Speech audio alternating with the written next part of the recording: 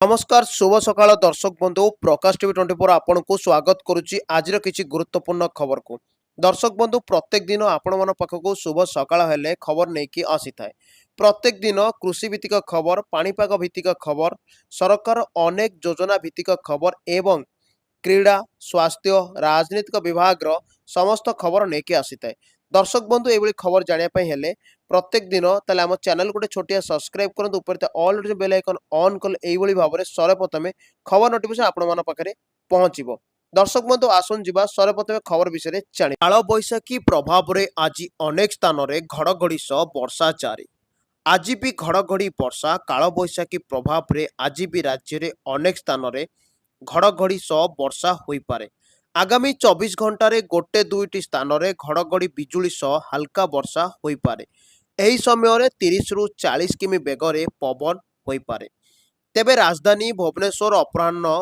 घड़घड़ी सह वर्षा होइथिबा देखिबाकु मिलिछि तेबे काल बैशाखी परे राज्य में पुणी बढ़िबो ताती पुणी 40 डिग्री टपिबो तापमात्रा 5 दिन भितरे पुणी 4 रु 5 डिग्री तापमात्रा वृद्धि पाइबा संभावना रही आसंता काली ठारू विशेष वर्षा हेबार संभावना नाही एहा सह आगामी 48 घंटा जाए पागर कौनसी परिवर्तन संभावना नाही बोली कहिसंती पाणीपाग विभाग सामना को आसिला सत ममरे कुकुर मुंड नुहे थिला एही पशुर मांस बहु चर्चित ममरे कुकुर मुंड बाहरिबा घटना आसिला प्रकृत रिपोर्ट कुकुर मुंड नुहे थिला एही पशुर मांस जार सत एवं सामना को आसीची निकटरे ममरे कुकुर मुंड थिबा नै खबर प्रकाश पाइथिला एवं वीडियो मध्यरे वायरल होइतिला परे सेही मांस को टेस्ट पाई लैब को पठा जाइथिला जार रिपोर्ट एबे सार्वजनीन होइछि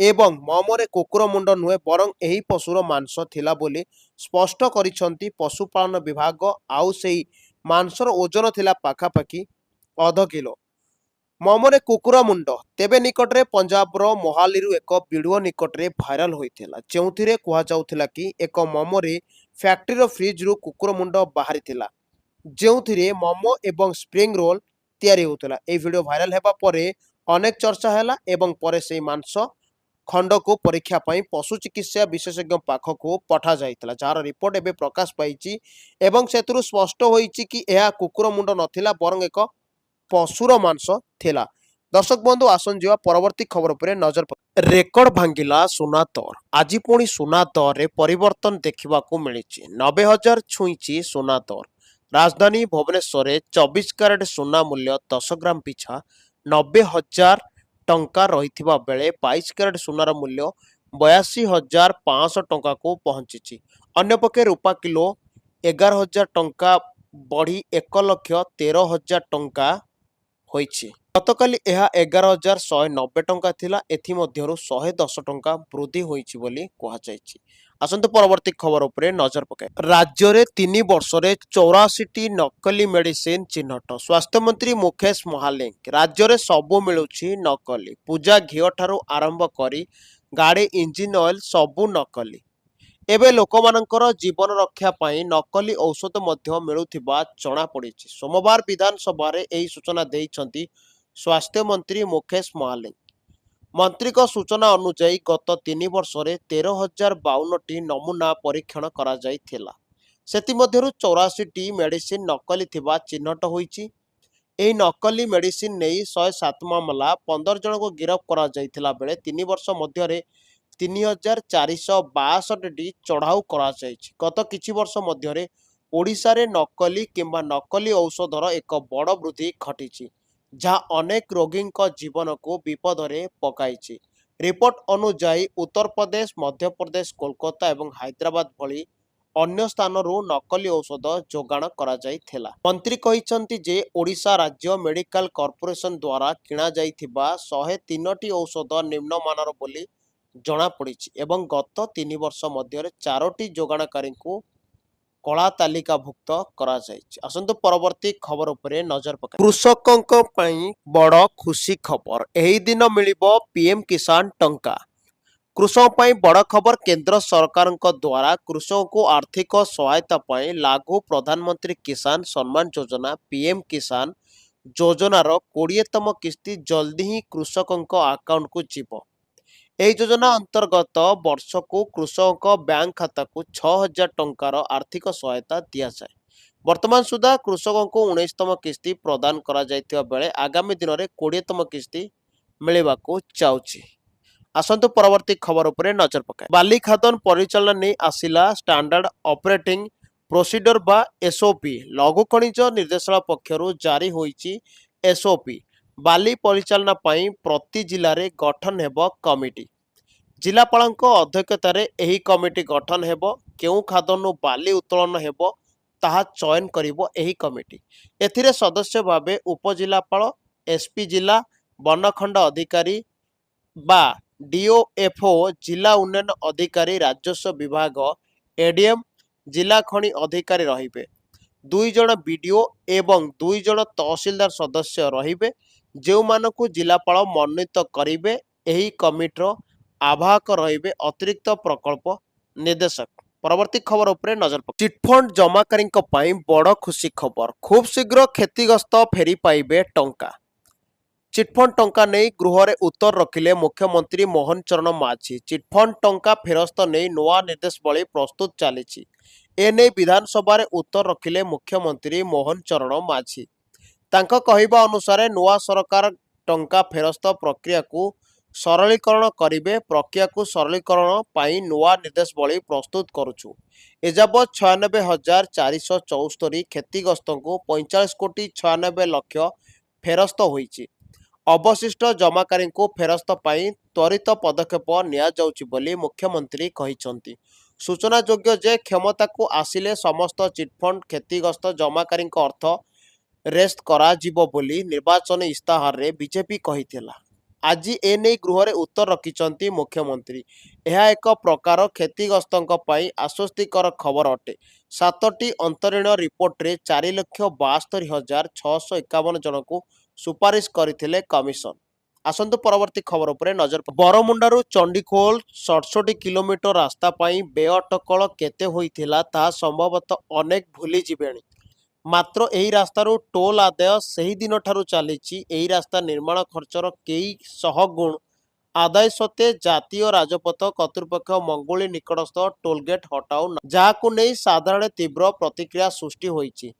ନିର୍ମାଣ ପରିଚାଳନା ହସ୍ତାନ୍ତର BOT ପ୍ରକ୍ରିୟାରେ କେନ୍ଦ୍ର ପରିବହନ ମନ୍ତ୍ରଣାଳୟ ପକ୍ଷରୁ NHAI ଜରିଆରେ ବିଭିନ୍ନ ରାସ୍ତା ନିର୍ମାଣ କାର୍ଯ୍ୟ ଠିକା ସଂସ୍ଥାକୁ ପ୍ରଦାନ କରୁଛି। ଏଥିପାଇଁ ପ୍ରାଥମିକ ପର୍ଯ୍ୟାୟରେ ନିର୍ଦ୍ଦିଷ୍ଟ ପରିମାଣ ପୈଠ କରାଯାଉଥିବା ବେଳେ ଅବଶିଷ୍ଟ ଅର୍ଥ ଟୋଲ୍ ଟିକସ ଆଦାୟ ଅର୍ଥ ଭରଣା କରାଯିବାକୁ ସର୍ତ୍ତ ରହିଛି। ଆଦାୟ ହେଉଥିବା ଟୋଲ୍ରୁ ରାସ୍ତା ମରାମତି, ରକ୍ଷଣାବେକ୍ଷଣ ଆଦି କାର୍ଯ୍ୟ କରାଯିବାର ମଧ୍ୟ ସର୍ତ୍ତ ରହିଛି। ମାତ୍ର ଠିକା ସଂସ୍ଥାଗୁଡ଼ିକ ଟୋଲ୍ ଆଦାୟ କରିବା ପାଇଁ ଯେତିକି ତତ୍ପରତା ପ୍ରକାଶ କରୁଛନ୍ତି, ରାସ୍ତାର ରକ୍ଷଣାବେକ୍ଷଣ କରିବାକୁ ସେତିକି ଆଗ୍ରହ ଦେଖାଉନାହାନ୍ତି। ବିଡ଼ମ୍ବନା ହେଉଛି NHAI କର୍ତ୍ତୃପକ୍ଷ ସବୁ ଜାଣି ଚୁପ୍ ବସି ଯାଉଛନ୍ତି। ଆସନ୍ତୁ ପରବର୍ତ୍ତୀ ଖବର ଉପରେ ନଜର ପକାଇବା। ଏପ୍ରିଲରୁ ମହଙ୍ଗା ହେବାକୁ ଯାଉଛି ଗାଡ଼ି। ମାରୁତି ସୁଜୁକି, ମହିନ୍ଦ୍ରା ଆଣ୍ଡ ମହିନ୍ଦ୍ରା ଏବଂ ହୁଣ୍ଡାଇ ଭଳି କମ୍ପାନୀଗୁଡ଼ିକ ଦର ବୃଦ୍ଧି ସମ୍ପର୍କରେ ଘୋଷଣା କରିଛନ୍ତି। କଞ୍ଚାମାଲ ଏବଂ ପରିଚାଳନା ଖର୍ଚ୍ଚ ବୃଦ୍ଧିକୁ ନଜରରେ ରଖି କମ୍ପାନୀଗୁଡ଼ିକ ଦର ବୃଦ୍ଧି କରିବାକୁ ନିଷ୍ପତ୍ତି ନେଇଥିବା କହିଛନ୍ତି। ଦେଶର ପ୍ରମୁଖ କାର୍ କମ୍ପାନୀ ମାରୁତି ସୁଜୁକିର ଯାନଗୁଡ଼ିକ ଆସନ୍ତା ମାସରୁ 4% ଯାଏଁ ବୃଦ୍ଧି ଘଟିବ। ଏହି କମ୍ପାନୀ ଏବେ ଏଣ୍ଟ୍ରି ଲେଭଲ ଅଲ୍ଟୋ K10 ଠାରୁ ଆରମ୍ଭ କରି ମଲ୍ଟିପର୍ପସ୍ ଭେହିକେଲ ଇନୋଭେକ୍ଟ ଘରୋଇ ବଜାରରେ ଉପଲବ୍ଧ କରାଉଛି। ଏହି ଯାନଗୁଡ଼ିକର ବଜାର ଦର 4,23,000 ଟଙ୍କାରୁ 29,22,000 ଟଙ୍କା ରହିଛି। ସେହିଭଳି ହୁଣ୍ଡାଇ ମୋଟର ଇଣ୍ଡିଆର କାରଗୁଡ଼ିକ ମଧ୍ୟ 3% ଯାଏଁ ମହଙ୍ଗା ହେବ। ଟାଟା ମୋଟର୍ସ ଏହାର ଇ-କାର୍ ସହ ଅନ୍ୟ ବର୍ଗର ଯାନଗୁଡ଼ିକ ଦର ବଢ଼ାଇବ ବୋଲି ମଧ୍ୟ ସ୍ପଷ୍ଟ କରିଛି। ପରବର୍ତ୍ତୀ ଖବର ଉପରେ ନଜର ପକାଇବା। ଚୀନର 5 ସାମଗ୍ରୀ ଉପରେ ଭାରତ ଆଣ୍ଟି ଡମ୍ପିଂ ଟିକସ ଲାଗୁ କରିଛି। ଅପେକ୍ଷାକୃତ ଶସ୍ତା ମୂଲ୍ୟରେ ପଡ଼ୋଶୀ ଦେଶରୁ ସାମଗ୍ରୀ ଆମଦାନୀ ହେଉଥିବାରୁ ଏହାଦ୍ୱାରା ଘରୋଇ ବଜାରର ଶିଳ୍ପ କ୍ଷତିଗ୍ରସ୍ତ ହେବାକୁ ଆଶଙ୍କା ଉପୁଜୁଛି। ଏହାକୁ ନଜରରେ ରଖି କେନ୍ଦ୍ର ସରକାର କାର୍ଯ୍ୟାନୁଷ୍ଠାନ ଗ୍ରହଣ କରିଛନ୍ତି। ସଫ୍ଟ ଫେରାଇଟ୍ କ୍ଲୋରୋକ୍ସ vacuum insulated flask, aluminium foil, trichloric isocyanic acid, polyvinyl chloride paste resin ଭଳି ସାମଗ୍ରୀ ଉପରେ ଏହି ନୂଆ ଟିକସ ଲାଗୁ ହେବ। Soft ferrite, cores vacuum insulated flask ଏବଂ ଟ୍ରାଇକ୍ଲୋରୋ ଆଇସୋସିନିକ୍ ଏସିଡ୍ ଉପରେ 5 ବର୍ଷ ଲାଗି ଟିକସ ଲାଗୁ ହେବ ବୋଲି କେନ୍ଦ୍ର ପରୋକ୍ଷ ଏବଂ ସୀମା ଶୁଳ୍କ ବୋର୍ଡ ପକ୍ଷରୁ ସୂଚନା ମିଳିଛି। 6 ମାସ ଲାଗି ଆଲୁମିନିୟମ ଫଏଲ ଉପରେ ଟନ୍ ପିଛା $873 ଆଣ୍ଟି ଡମ୍ପିଂ ଟିକସ ଲାଗୁ ହେବ। ଚୀନ ଏବଂ ଜାପାନରୁ ଏସିଡ୍ ଆମଦାନୀ ଉପରେ ଟନ୍ ପିଛା $277ରୁ $986 ଟିକସ ଲାଗୁ ହେବ। ପରବର୍ତ୍ତୀ ଖବର ଉପରେ ନଜର ପକାଇବା। ଆସନ୍ତାକାଲିଠାରୁ ଆରମ୍ଭ ହେବାକୁ ଯାଉଛି ଗଞ୍ଜାମ ପ୍ରସିଦ୍ଧ ତଥା ଜିଲ୍ଲାର ଗଣପର୍ବ ଦଣ୍ଡ ନାଚ ବା ଦଣ୍ଡ ନୃତ୍ୟ। ପ୍ରତ୍ୟେକ ବର୍ଷ ଚୈତ୍ର ମାସ ଆସିଲେ ଚଳଚଞ୍ଚଳ ହୋଇ ଉଠେ ଜିଲ୍ଲାର ପ୍ରତ୍ୟେକ ଗାଁ ଗଣ୍ଡା ଏବଂ ସବୁଠି ଦେଖିବାକୁ ମିଳେ ମା ଦଣ୍ଡକାଳୀଙ୍କ ଉପାସନା। ଏହି ପରମ୍ପରା ହେଉଛି ବିଶ୍ୱାସ ଏବଂ ଭରସାର ପ୍ରତୀକ। ଶ୍ରଦ୍ଧାଳୁ ବା ଦଣ୍ଡୁଆମାନେ ନିଜ ମନସ୍କାମନାକୁ ପୂର୍ଣ୍ଣ କରିବା ପାଇଁ ଶରୀରକୁ କଷ୍ଟ ବା ଦଣ୍ଡ ଦେଇ ଅତି ନିଷ୍ଠାର ସହ ମା ଦଣ୍ଡକାଳୀ ଏବଂ ଶିବଙ୍କୁ ଉପାସନା କରିଥାନ୍ତି। ରୋଗ ବୈରାଗ ନିରାକରଣ, ପାରିବାରିକ କଷ୍ଟ ଦୂରୀକରଣ, କୃଷି ଉନ୍ନତି ବା ମନୋକାମନା ପୂର୍ତ୍ତିର ଫଳ ସ୍ୱରୂପ ଶରୀରକୁ କଷ୍ଟ ଦେଇ 13, 18 ବା 21 ଦିନ ପର୍ଯ୍ୟନ୍ତ ମା ଦଣ୍ଡକାଳୀ ଓ ରୁଦ୍ର ମହାଦେବଙ୍କ ଧ୍ୟାନ କରିଥାନ୍ତି। ଦଣ୍ଡୁଆମାନେ ମୁଖ୍ୟତଃ ଦଣ୍ଡନାଚ 3 ପ୍ରକାର ଯଥା ଧୂଳିଦଣ୍ଡ, ପାଣିଦଣ୍ଡ ଏବଂ ଅଗ୍ନିଦଣ୍ଡ। ପ୍ରାରମ୍ଭିକ ରୀତିନୀତିରେ ଅନୁଯାୟୀ ମାନସିଦ୍ଧିକାରୀ ଦଣ୍ଡୁଆମାନେ ନିଜ ମନସ୍କାମନା ପାଇଁ ପୂର୍ଣ୍ଣ ଦୈନିକ ଧୂଳିଦଣ୍ଡ, ପାଣିଦଣ୍ଡ, ବ୍ରଜଦଣ୍ଡ, ଅଗ୍ନିଦଣ୍ଡ ଭଳି ବିଭିନ୍ନ ଦଣ୍ଡ ପାଳନ କରିଥାନ୍ତି। ଆସନ୍ତୁ ଏକ ପରବର୍ତ୍ତୀ ଖବର ଉପରେ ନଜର। ଡାଇବେଟିସ୍ ରୋଗୀଙ୍କ ପାଇଁ ଖୁସି ଖବର। ଡାଇବେଟିସ୍ ଔଷଧର ମୂଲ୍ୟ ବହୁତ ହ୍ରାସ ପାଇଛି। ଏବେ ଏହା ମୂଲ୍ୟ ପୂର୍ବର ପ୍ରାୟ 10 ଶସ୍ତା ହୋଇଛି। ଏହି ପରିବର୍ତ୍ତନ ସେତେବେଳେ ଆସିଥିଲା ଯେତେବେଳେ ଅନେକ କମ୍ପାନୀ ଏହି ଔଷଧର ଜେନେରିକ୍ ସଂସ୍କରଣ ବଜାରରେ ଲଞ୍ଚ କରିଥିଲେ। ଏମ୍ଫାଗ୍ଲୋଫର୍ଜିନ୍ ଜର୍ମାନ ଔଷଧ କମ୍ପାନୀ ବୋହରିଂର ଲଙ୍ଗେଲହୋମ୍ ବେଆଇ ଦ୍ୱାରା ବିକଶିତ ହୋଇଥିଲା ଏବଂ ଏହାକୁ ଜାର୍ଡିଆନ୍ସ ବ୍ରାଣ୍ଡ ନାମରେ ବିକ୍ରି କରାଯାଏ। ଏହା ଏପରି ଏକ ଔଷଧ ଯାହା ଟାଇପ୍ 2 ଡାଇବେଟିସ୍ ରୋଗୀଙ୍କ ବ୍ଲଡରେ ସୁଗାର ନିୟନ୍ତ୍ରଣ କରିବାରେ ସାହାଯ୍ୟ କରେ। ପୂର୍ବରୁ ଏତେ ଟଙ୍କାରେ ଗୋଟିଏ ଟାବଲେଟ୍ ମିଳୁଥିଲା। ପୂର୍ବରୁ ଏହି ଗୋଟିଏ ଟାବଲେଟ୍ ପ୍ରାୟ 60 ଟଙ୍କା ଉପଲବ୍ଧ ଥିଲା, କିନ୍ତୁ ବର୍ତ୍ତମାନ ଏହାର ମୂଲ୍ୟ ପ୍ରତି ଟାବଲେଟ୍ ମାତ୍ର 5 ଟଙ୍କା 5 ପଇସା ହୋଇଛି। ଏହି ହ୍ରାସ ସମ୍ଭବ ହୋଇପାରିଲା ଯେତେବେଳେ ମ୍ୟାନକାଇଣ୍ଡ, ଆଲକେମ୍ ଏବଂ ଗ୍ଲେନମାର୍କ ଭଳି କମ୍ପାନୀଗୁଡ଼ିକ ଏହାର ଜେନେରିକ୍ ସଂସ୍କରଣ ବଜାରରେ ଲଞ୍ଚ କଲେ। ମ୍ୟାନକାଇଣ୍ଡ ଫାର୍ମ କହିଛି ଯେ ଏମ୍ଫାଗ୍ଲୋଫଜିନ୍ ଔଷଧ ଏବଂ 10 ମିଗ୍ରା ଡୋଜ୍ ପାଇଁ ପ୍ରତି ଟାବଲେଟ୍ 5 ଟଙ୍କା 49 ପଇସା ଏବଂ 25 ମିଗ୍ରା ଡୋଜ୍ ପାଇଁ ପ୍ରତିଟି ଟାବଲେଟ୍ 9 ଟଙ୍କା 90 ପଇସାରେ ଉପଲବ୍ଧ ହେବ। ଆସନ୍ତୁ ଆଉ ପରବର୍ତ୍ତୀ ଖବର ଉପରେ ନଜର ପକାଇବା। କେନ୍ଦ୍ର ସରକାର ସୋମବାର ଏମ୍ପିଙ୍କ ଦରମା ବୃଦ୍ଧି ଘୋଷଣା କରିଛନ୍ତି। 1 ଏପ୍ରିଲ 2023ରୁ ଏମ୍ପିମାନେ 1 ଲକ୍ଷ ଟଙ୍କା ବଦଳରେ 1,24,000 ଟଙ୍କା ଦରମା ପାଇବେ। ସରକାରଙ୍କ ଦ୍ୱାରା ଏମ୍ପିଙ୍କ ପେନ୍ସନ୍ ଏବଂ ଭତ୍ତା ମଧ୍ୟ ବୃଦ୍ଧି କରାଯାଇଛି। ଏହି ପରିବର୍ତ୍ତନଗୁଡ଼ିକ ସଂସଦ ସଦସ୍ୟଙ୍କ ଦରମା ଭତ୍ତା ଏବଂ ପେନ୍ସନ୍ ଆଇନ 1954 ଦ୍ୱାରା ପ୍ରଦତ୍ତ କ୍ଷମତା ବ୍ୟବହାର କରି କରାଯାଇଛି ଏବଂ ଆୟକର ଆଇନ 1961ରେ ଉଲ୍ଲେଖିତ ମୂଲ୍ୟ ମୁଦ୍ରାସ୍ଫୀତି ସୂଚକାଙ୍କ ଉପରେ ଆଧାରିତ। ଏହି ନିଷ୍ପତ୍ତି ପୂର୍ବରୁ ଏମ୍ପିଙ୍କ ପେନ୍ସନ୍ 2.5 ଲକ୍ଷ ଟଙ୍କା ଥିଲା ଏବଂ ଏହାକୁ 31,000 ଟଙ୍କାକୁ ବୃଦ୍ଧି କରାଯାଇଛି। ସେହିପରି 2 ଥର କିମ୍ବା 3 ଥର ଏମ୍ପି ହୋଇଥିବା ଏମ୍ପିଙ୍କ ଅତିରିକ୍ତ ପେନ୍ସନ୍ 2,000 ଟଙ୍କାରୁ 2,500 ଟଙ୍କା ବୃଦ୍ଧି କରାଯାଇଛି। ସଂସଦ ଚଳିତ ବଜେଟ୍ ଅଧିବେଶନରେ ଏମ୍ପିମାନଙ୍କ ଦରମା ଭତ୍ତା ଏବଂ ପେନ୍ସନ୍ରେ ସଂଶୋଧନ ଘୋଷଣା କରାଯାଇଛି। ପୂର୍ବରୁ 2018 ଏପ୍ରିଲରେ କାର୍ଯ୍ୟରତ ଏବଂ ପୂର୍ବତନ ଏମ୍ପିମାନଙ୍କୁ ଦିଆଯାଉଥିବା ଦରମା ଏବଂ ଭତ୍ତା ସଂଶୋଧନ ଘୋଷଣା କରାଯାଇଥିଲା। 2018 ମସିହାରେ ସଂଶୋଧନରେ ଘୋଷିତ ଏମ୍ପିମାନଙ୍କ ଦ୍ୱାରା ମୂଳ ଦରମା ପ୍ରତି ମାସରେ 1 ଲକ୍ଷ ଟଙ୍କା ଥିଲା। ଆସନ୍ତୁ ପରବର୍ତ୍ତୀ ଖବର ଉପରେ ନଜର ପକାଇବା। ପୁରୀ ଜିଲ୍ଲା ମୁଖ୍ୟ ଚିକିତ୍ସାଳୟରୁ ନକଲି ଡାକ୍ତର ଗିରଫ। ଆପ୍ରୋନ୍ ପିନ୍ଧି ଷ୍ଟେଥୋ ପକାଇ 7 ଦିନ ହେଲା ୱାର୍ଡ ବୁଲୁଥିଲେ। ୱାର୍ଡରେ ରୋଗୀଙ୍କୁ ଦେଖୁଥିଲେ କିନ୍ତୁ ଔଷଧ ଲେଖୁ ନଥିଲେ। ଅଭିଯୁକ୍ତଙ୍କର ବୟସ କମ୍ ହୋଇଥିବାରୁ ପ୍ରଥମେ ସନ୍ଦେହ କରିଥିଲେ ନର୍ସିଂ ଷ୍ଟାଫ୍। ନର୍ସିଂ ଷ୍ଟାଫଙ୍କ ଅଭିଯୋଗ ପରେ ହିଁ ନକଲି ଡାକ୍ତରଙ୍କୁ ଗିରଫ କରିଥିଲା ପୋଲିସ। ଗିରଫ ନକଲି ଡାକ୍ତର ପରିସ୍ଥିତି ଏସିଏସ୍ କଲେଜରୁ ଯୁକ୍ତ 2 ବିଜ୍ଞାନ ଛାତ୍ର ହୋଇଥିବା ଜଣାପଡ଼ିଛି।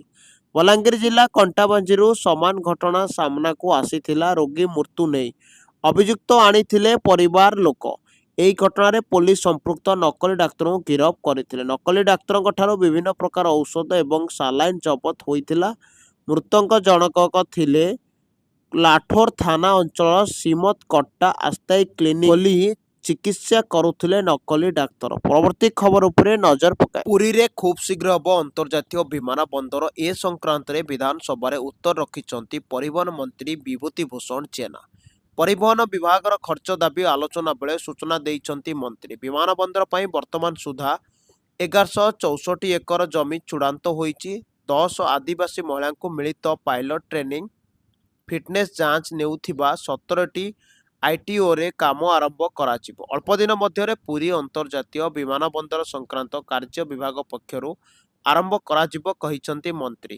ବିମାନ ବନ୍ଦର ହେବା ପରେ ବିଦେଶୀ ଏବଂ ବାହାର ରାଜ୍ୟରୁ ଆସୁଥିବା ପର୍ଯ୍ୟଟକଙ୍କ ପାଇଁ ପୁରୀ ଜାହାଜ କରିବା ସହଜ ହେବ ବୋଲି ସରକାର ଆଶା ରଖିଛନ୍ତି। ପରବର୍ତ୍ତୀ ଖବର ଉପରେ ନଜର ପକାଏ। ବିଦେଶୀ ଖାଇବେ ଓଡ଼ିଶା ଆମ୍ବ। ବିଦେଶକୁ ଆମ୍ବ ଯୋଗାଇବ ଓଡ଼ିଶା। ଏନେଇ MOU ସ୍ୱାକ୍ଷରିତ ହୋଇଛି। ପୂର୍ବରୁ ରାଜ୍ୟର ଅନେକ ସ୍ଥାନରୁ ଆମ୍ବ ବିଦେଶକୁ ରପ୍ତାନି ହେଉଛି। ଗତ ବର୍ଷ ରାୟଗଡ଼ାରୁ ଆମ୍ବ ବିଦେଶକୁ ପଠାଯାଇଥିଲା। ରାଜ୍ୟ ସରକାର ସହ ଏକ NGO ସହ ଚୁକ୍ତି ସ୍ୱାକ୍ଷରିତ ହୋଇଛି। 15 ବର୍ଷ ପାଇଁ MOU ସ୍ୱାକ୍ଷରିତ ହୋଇଛି। ସ୍ୱାକ୍ଷରିତ ଅନୁଯାୟୀ ଓଡ଼ିଶାର ଢେଙ୍କାନାଳ ଆମ୍ବ ବିଦେଶକୁ ରପ୍ତାନି କରାଯିବ। ପରବର୍ତ୍ତୀ ଖବର ଉପରେ ନଜର ପକାଏ। ବିଷାକ୍ତ ଛତୁଆ ଖାଇ ଚାଲିଗଲା ଦୁଇ ଭଉଣୀଙ୍କ ଜୀବନ। ଏଭଳି ଅଭାବନୀୟ ଘଟଣା ଘଟିଛି ଗଜପତି ଜିଲ୍ଲା ରାମଗିରିରେ। ଦୁଇ ଭଉଣୀ ତୁଳସୀ ବଡ଼ମୁଣ୍ଡି 6 ଏବଂ ଗୁଣବତୀ ବଡ଼ମୁଣ୍ଡି 3 ମୃତ୍ୟୁବରଣ କରିଥିବା ବେଳେ ବାପା ଏବଂ ବଡ଼ ଭଉଣୀଙ୍କ ଅବସ୍ଥା ସଙ୍କଟାପନ୍ନ ରହିଛି। ବାପା ଅର୍ଜୁନ ଓ ବଡ଼ ଝିଅ ସୁମିତ୍ରା ପାଳାଖେମୁଣ୍ଡି ମୁଖ୍ୟ ଚିକିତ୍ସାଳୟରେ ଚିକିତ୍ସିତ ହେଉଥିବା ବେଳେ ସେମାନଙ୍କ ଅବସ୍ଥା ସଙ୍କଟାପନ୍ନ ଥିବାରୁ ବ୍ରହ୍ମପୁର ସ୍ଥାନାନ୍ତରିତ କରାଯାଇଛି। ଶୁକ୍ରବାର ରାମଗିରି ହାଟପଦା ଅଙ୍ଗନବାଡ଼ିରୁ ମିଳିଥିବା ଛତୁଆ ଖାଇଥିବା ଅଭିଯୋଗ ହୋଇଛି। ଖବର ପାଇବା ପରେ ସ୍ଥାନୀୟ ଆଶା ଦିଦି ଶାନ୍ତିଲତା ବଡ଼ମୁଣ୍ଡି ସେମାନଙ୍କୁ ଚିକିତ୍ସାଳୟରେ ଭର୍ତ୍ତି କରାଇଥିଲେ। ସମ୍ପୃକ୍ତ ଆଶା ଦିଦି ହିଁ ଛତୁଆ ଖାଇ 2 ଜଣ ମୃତ୍ୟୁବରଣ କରିଛନ୍ତି ବୋଲି ସୂଚନା ଦେଇଛନ୍ତି। ପରବର୍ତ୍ତୀ ଖବର ଉପରେ ନଜର ପକାଏ। ଭୁବନେଶ୍ୱର ମେଟ୍ରୋ ରେଳ ପ୍ରକଳ୍ପ ପାଇଁ ମିଳିବ କେନ୍ଦ୍ର ସରକାରଙ୍କ ସମର୍ଥନ। କେନ୍ଦ୍ର ଗୃହ ନିର୍ମାଣ ଏବଂ ନଗର ବ୍ୟାପାର ମନ୍ତ୍ରୀ ମନୋହର ଲାଲ ଖଟେଇ ରବିବାର ଓଡ଼ିଶାରେ ପ୍ରମୁଖ ସହରାଞ୍ଚଳ ବିକାଶ ପଦକ୍ଷେପ ଏବଂ ଭିତ୍ତିଭୂମି ପ୍ରକଳ୍ପଗୁଡ଼ିକର କାର୍ଯ୍ୟାନ୍ୱୟନ ଏବଂ ଅଗ୍ରଗତି ସମୀକ୍ଷା କରିଛନ୍ତି। ସମୀକ୍ଷା ବୈଠକରେ କେନ୍ଦ୍ରମନ୍ତ୍ରୀ ଆଞ୍ଚଳିକ ଅର୍ଥନୈତିକ ବିକାଶକୁ ଆଗେଇ ନେବା ପାଇଁ ଭୁବନେଶ୍ୱର, କଟକ, ପୁରୀ ଏବଂ ଖୋର୍ଦ୍ଧାକୁ ଅଭିବୃଦ୍ଧି କେନ୍ଦ୍ର ଭାବେ ବିକଶିତ କରିବାର ଆବଶ୍ୟକତା ଉପରେ ଗୁରୁତ୍ୱାରୋପ କରିଥିଲେ। ଭିତ୍ତିଭୂମି ଉନ୍ନତି, ଶିଳ୍ପ ଏବଂ ବାଣିଜ୍ୟ ଅଭିବୃଦ୍ଧିକୁ ପ୍ରୋତ୍ସାହିତ କରିବା ଏବଂ ରଣନୀତି ଯୋଜନା ଏବଂ ସରକାରୀ ବେସରକାରୀ ସହଭାଗିତା ମାଧ୍ୟମରେ ସ୍ଥାୟୀ ସହରୀକରଣକୁ ପ୍ରୋତ୍ସାହିତ କରିବା ଉପରେ ଧ୍ୟାନ ଦିଆଯିବ। ବୃହତ୍ ଭୁବନେଶ୍ୱର କ୍ଷେତ୍ର ଅଂଶ ଭାବରେ ଏକ ନୂତନ ସହର ବିକଶିତ ପାଇଁ ବୈଠକ ଆଲୋଚନା ହୋଇଥିଲା। କେନ୍ଦ୍ରମନ୍ତ୍ରୀ ପ୍ରକଳ୍ପ ପାଇଁ ସମର୍ଥନ ପ୍ରତିଶ୍ରୁତି ଦେଇଥିଲେ ଏବଂ 15ତମ ଅର୍ଥ କମିଶନ ଏବଂ ସହରାଞ୍ଚଳ ଚ୍ୟାଲେଞ୍ଜ ପାଣ୍ଠି ଅଧୀନରେ ପାଣ୍ଠି ସୁଯୋଗ ଅନୁସନ୍ଧାନ କରିବାକୁ ରାଜ୍ୟ ସରକାରଙ୍କୁ ପରାମର୍ଶ ଦେଇଥିଲେ। ସ୍ଥାୟୀ ସହରାଞ୍ଚଳ ଗତିଶୀଳତାକୁ ପ୍ରୋତ୍ସାହନ କରିବା ପାଇଁ କେନ୍ଦ୍ର ସରକାର ପ୍ରଧାନମନ୍ତ୍ରୀ ଇ-ବସ୍ ସେବା ଯୋଜନା ଅଧୀନରେ ଓଡ଼ିଶା ପାଇଁ 400 ଇଲେକ୍ଟ୍ରିକ୍ ବସ୍ ନିୟୋଜିତ କରିବା ଅନୁମୋଦନ କରିଛନ୍ତି। କେନ୍ଦ୍ରମନ୍ତ୍ରୀ ପ୍ରସ୍ତାବିତ ଭୁବନେଶ୍ୱର ମେଟ୍ରୋ ପ୍ରକଳ୍ପ ସମୀକ୍ଷା ମଧ୍ୟ କରିଛନ୍ତି ଏବଂ ସହରରେ ବର୍ଦ୍ଧିତ ସାର୍ବଜନୀନ ପରିବହନ ଆବଶ୍ୟକତାକୁ ପୂରଣ କରିବା ପାଇଁ କେନ୍ଦ୍ର ଗୃହ ନିର୍ମାଣ ଏବଂ ସହରାଞ୍ଚଳ ବ୍ୟାପାର ମନ୍ତ୍ରଣାଳୟ ପୂର୍ଣ୍ଣ ସମର୍ଥନକୁ ପୂର୍ଣ୍ଣ ନିର୍ଦ୍ଦେଶ କରିଛନ୍ତି। ପରବର୍ତ୍ତୀ ଖବର ଉପରେ ନଜର ପକାଇବା। ବାରବାଟୀରେ ଖେଳାଯାଇପାରେ ଅନ୍ତର୍ଜାତୀୟ କ୍ରିକେଟ ମ୍ୟାଚ୍। ଡିସେମ୍ବର 9ରେ ସାଉଥ ଆଫ୍ରିକା ବିପକ୍ଷରେ ମ୍ୟାଚ୍ ନେଇ ଜାତୀୟ ଗଣମାଧ୍ୟମରେ ଚର୍ଚ୍ଚା ଜାରି ରହିଛି। କଟକରେ ଏବର୍ଷ ପୁଣି ଖେଳାଯାଇପାରେ ଅନ୍ତର୍ଜାତୀୟ ମ୍ୟାଚ୍। ଡିସେମ୍ବର 9 ତାରିଖରେ ବାରବାଟୀ ଷ୍ଟାଡିୟମରେ ଭାରତ ଦକ୍ଷିଣ ଆଫ୍ରିକା ମଧ୍ୟରେ T20 ମ୍ୟାଚ୍ ଖେଳାଯାଇପାରେ। ଏନେଇ ଜାତୀୟ ଗଣମାଧ୍ୟମରେ ଚର୍ଚ୍ଚା ହେଉଛି। ଡିସେମ୍ବରରେ ଭାରତ ଓ ଦକ୍ଷିଣ ଆଫ୍ରିକା ମଧ୍ୟରେ 5 ଟିକିଆ T20 ମ୍ୟାଚ୍ ଖେଳାଯିବ। ପ୍ରଥମ ମ୍ୟାଚ୍ ଡିସେମ୍ବର 9 ତାରିଖରେ କଟକ ବାରବାଟୀ ଷ୍ଟାଡିୟମରେ ଖେଳାଯିବ।